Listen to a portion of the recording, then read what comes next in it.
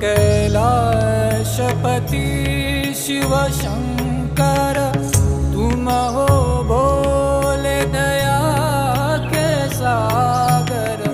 तुम कैलाशपति शिव शंकर, तुम हो भोले दया के सागर। दूर करो सब दुख हमारे, दूर करो सब दुख हमारे। शंभो शंकर नमः शिवाय, गिरिजा शंकर नमः शिवाय। आदिदेव तुम नमः